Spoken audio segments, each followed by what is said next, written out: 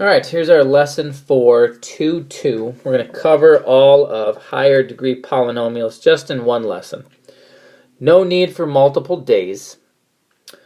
When we say higher degree, we're talking about third or higher. For us, that commonly means fourth and fifth. The patterns that we'll talk about today that we use to create their graphs really don't give you a limit on what degree you could look at. You're going to see most of the ones we'll do are third, fourth, fifth, maybe an occasional sixth or seventh, but we don't work a lot above fifth. Now, section 1, we looked at quadratics, and you may see today that if you relate all these properties to quadratics, you'd be like, hey, quadratics fit all these properties that we're looking at. That's true, and they do.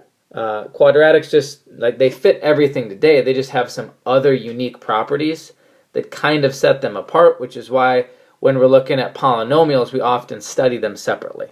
Okay, but you should notice that if we wanted to lump this in and just say we could throw quadratics in with everything we're talking about, you could.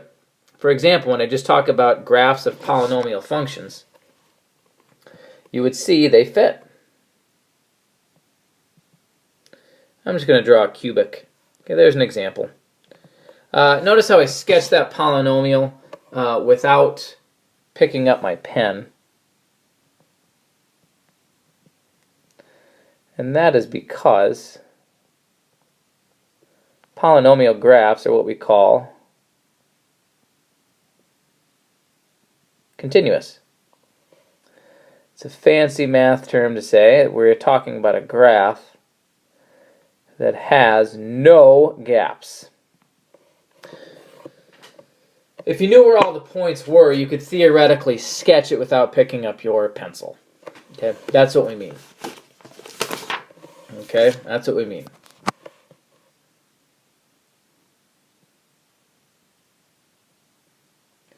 Characteristic number 2. We are always talking about graphs that are curves. Okay, so higher degree polynomials.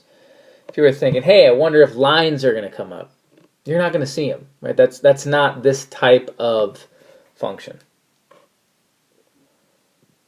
And number 3, notice this graph changes direction twice.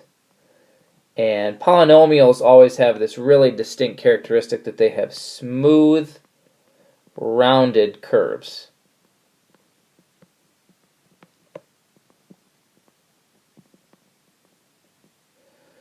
I mentioned this just happens to be a cubic. You can see right here and right here, it's got 2 spots where it changes direction.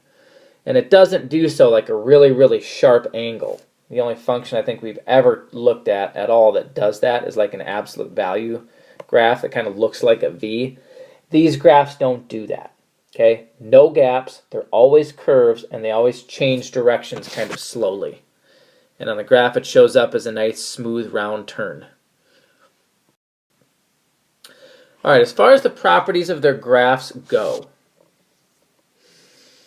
it's kind of based on 2 things. Okay, well, 3 things really. One way you could always put together a graph of a function is to look at tons and tons of solution points, right? Put together a table of values, right? Plot 50, 60, 100 points, okay? It would work, and you could theoretically see a really nice picture of the graph. It wouldn't be very efficient. It would take you a while to do. So we kind of add to that 2 things with polynomials that you can do. The first is called the leading coefficient test. Okay? And for now, the terminology that I am going to use here is n is the power of the polynomial, which you're going to look at and see, is it positive or, is it even or odd? And then we're going to look at a to see if it's positive or negative. All right, so when we're talking n, if n is even, Okay, there's this end behavior of the graph called the tails. Okay?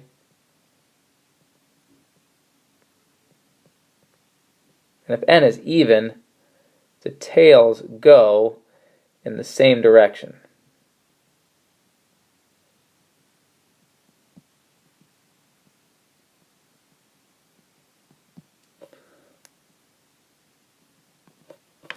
Okay?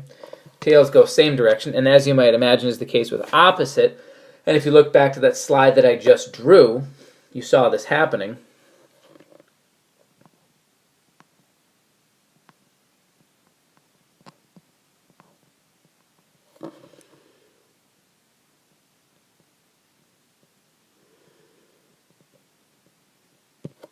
The tails go in the opposite direction.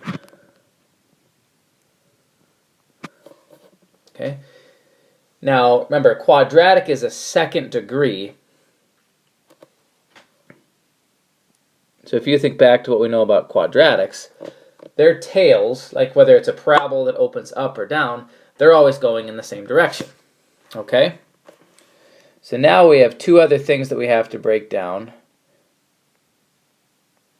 What if that leading coefficient, not the exponent now, but the number in front, is positive and negative?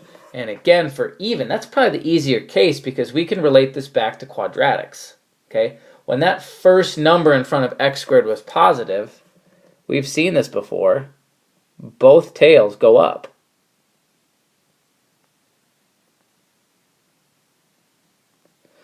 And if it was negative,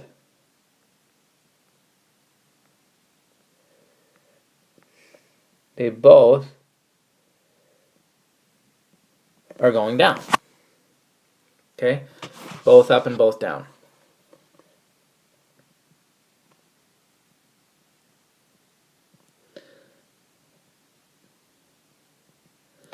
The odd case can be a little trickier. Okay? If you wanted to, you could look. We've looked at the parent function of a cubic, and that's one you could kind of go back to. And that really gives away the pattern. If a is greater than 0,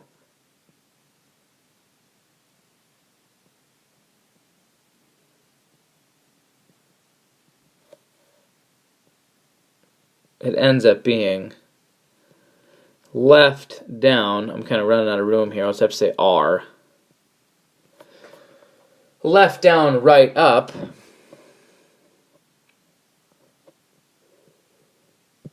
And if it's the opposite, if a is negative, left up, right down. Okay? Now, of course, I want to work through this with a few examples.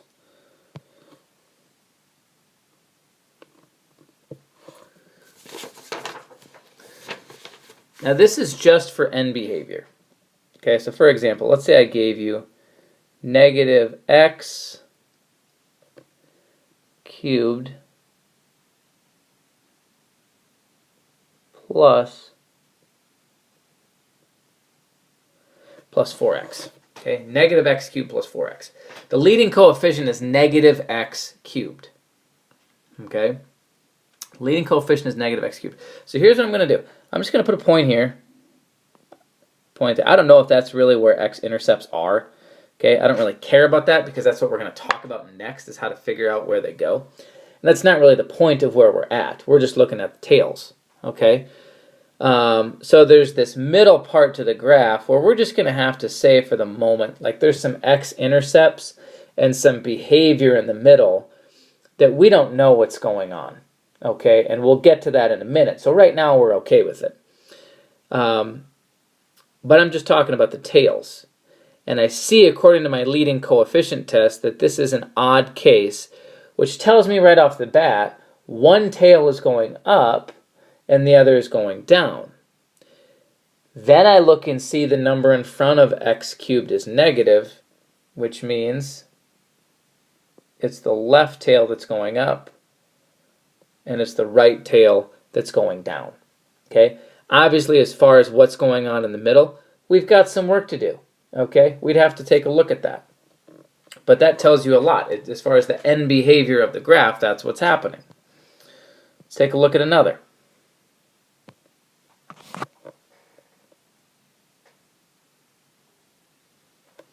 How about x to the fourth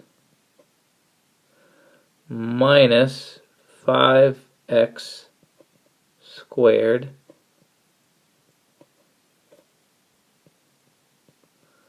plus 4. X to the fourth minus 5x squared plus 4. Okay, I like that this one's got a few terms just to reinforce the idea that none of them matter. It's called the leading coefficient test. What term has the highest power?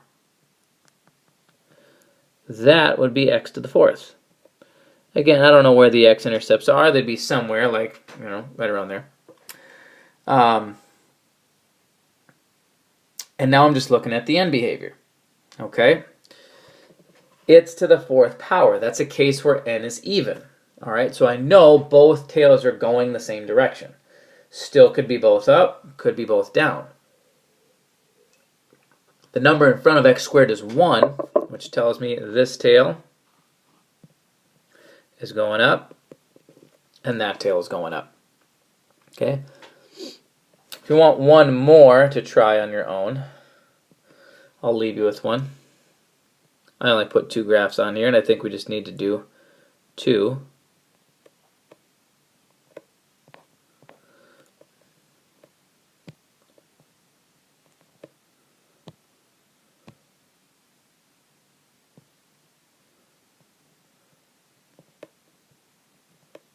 See if you can do x to the fifth minus x. X to the fifth minus x. All right, now what I want to do here is to look a little bit closer as to what's happening. I'm going to change my scale factor so you can see this a little bit more clearly.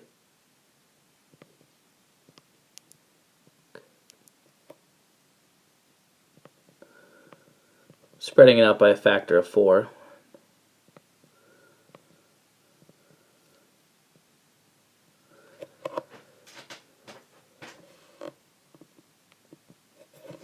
Okay.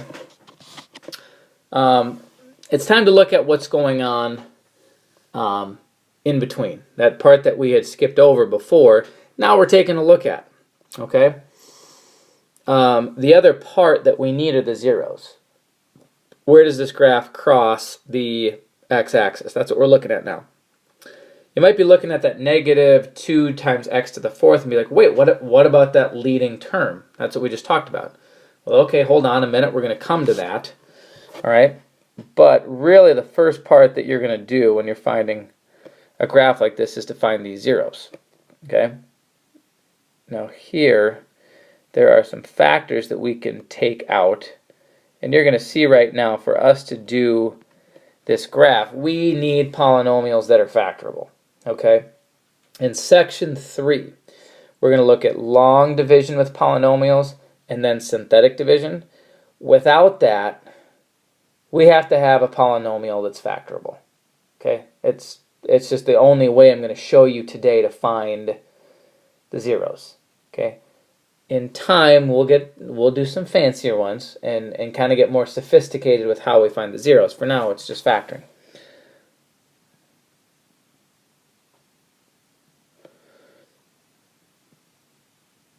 That leaves me with that.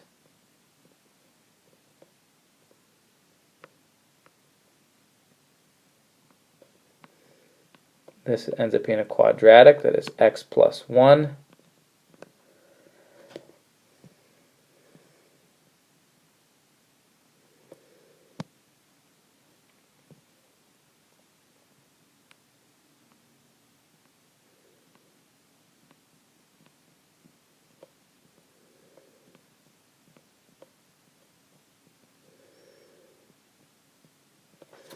X minus 1 times x plus 1, which gives us 3 zeros if I were to solve all these. I could take each of those 3 parts and set them equal to 0, and I would see 1 would be at x equals 0. There would be another one at x equals 1, and a third one at x equals -1.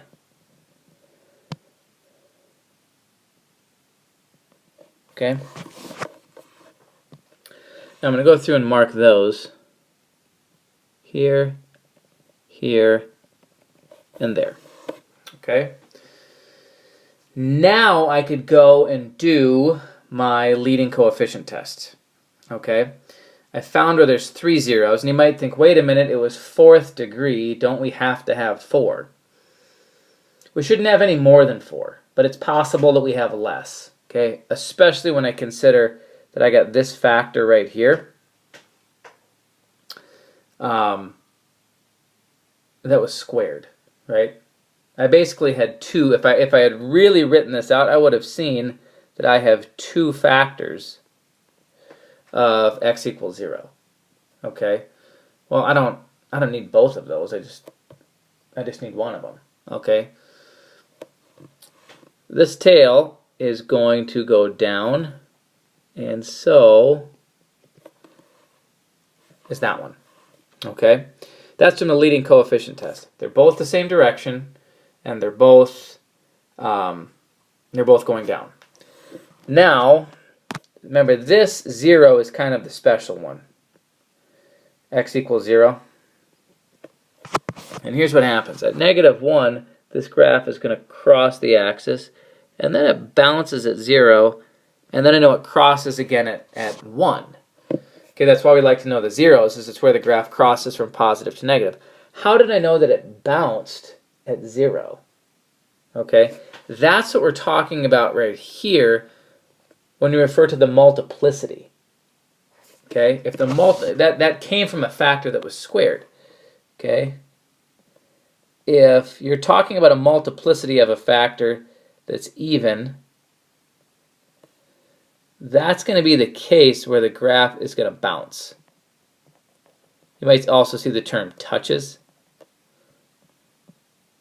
If you've got a 0 whose multiplicity is odd, like the other 2 that I had, that's the case where it's going to cross. Okay, 1 and -1. It's the most common. Okay. Now, my accuracy on this graph actually isn't all that great. What I should do is from here to here. I know in general what's going on. I should check a few more points on the table on my calculator just to make sure I know exactly what's happening. Like 2 or 3 points to see how high it actually goes. Like I know it's going to bounce at 0, but what's going on between -1 and 0? What's going on between 0 and 1? Okay? I would want to look a little bit closer to see realistically what's happening. Okay? So in that box right there, you should be checking additional points. All right, so really now we've got it down to 3 things. Okay? We need to find the zeros, and again, for now that means factoring. We'll get fancier. Then we do our leading coefficient test, and then we would check additional points as we need to in terms of being accurate.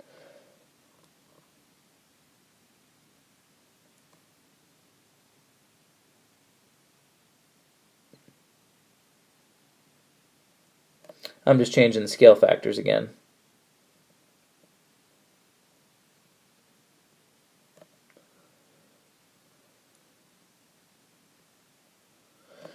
Okay.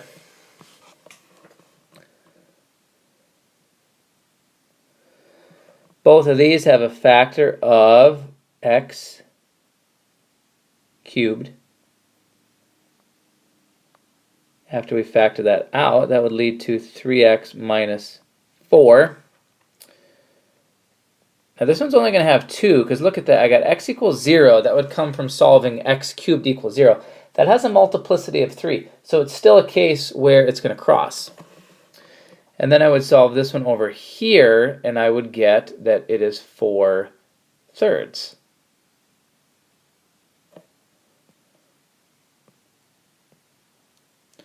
So here I've got a 0 right there, and then just above 1 I've got another 1 right there.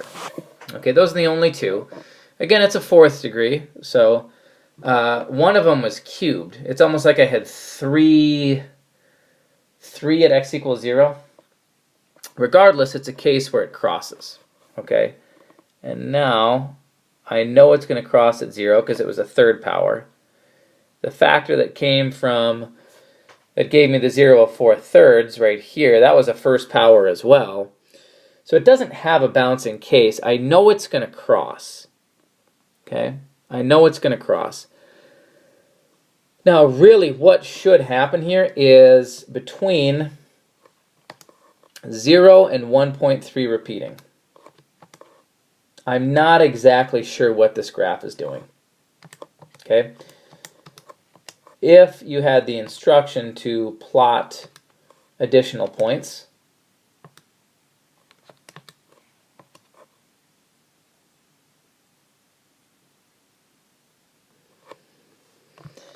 between 0 and 1.3, I should see additional points marked. Okay, here's what the graph does, is it kind of crosses and then drops down again and does a little something like that. Okay, but on a test, and again, you'll see the instruction of plot additional points as needed. When you see that, what you need to be thinking is, all right, right in there. I need a better picture of what's going on. I'm fine with the tails. I don't need a lot of accuracy there. I'm fine with the zeros. I found those in terms of exactly what they are. After you do the zeros and the tails, look at this gap that you have. Check some additional points to make sure that part is fairly accurate.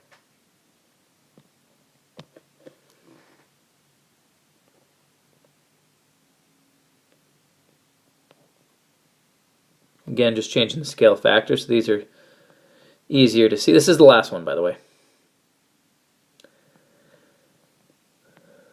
This lesson is getting a little bit long. We're probably pushing 30 minutes here, which is about as long as I'm willing to go. This one might be a touch longer. But this is it. Same place to start is that we have to find our zeros. I see here each of those have a factor of t, which leads to t squared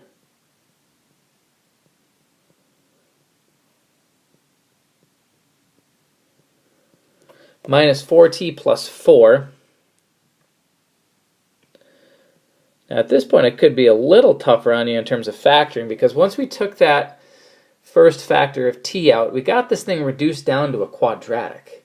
Okay, and anytime that happens, we're in business. Those tend to be a little bit easier to factor, but even if they're not, we always have the quadratic formula. Okay, so that's really the work that we have to do in terms of finding zeros, is getting factors taken out until we're left with a quadratic. Okay.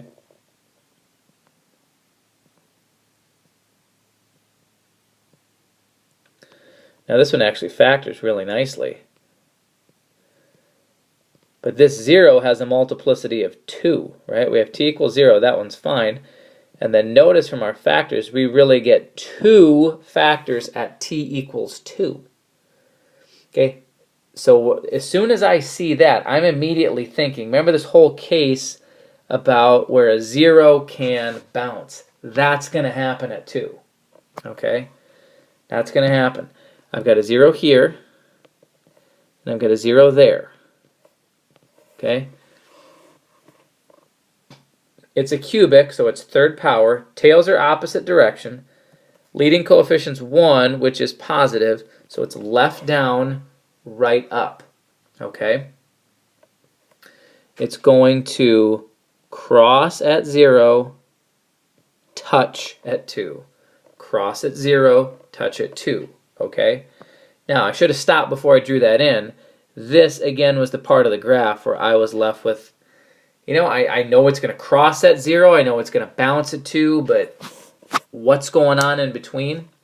That's where I'd go to my calculator and put together a table to get a better picture of what exactly is happening between 0 and 2. How high should it go, right? Again, anytime you see that direction of plot additional points as needed, that's what I'm expecting. Right? I know the portion of the graph that, between the zeros and the leading coefficient test, I know the portion of the graph that's going to leave you with a little gap. That's when I'm expecting that you plot extra points. And if you see that instruction on a test, there's a level of accuracy with that part that you would be graded on. So make sure you're ready for that.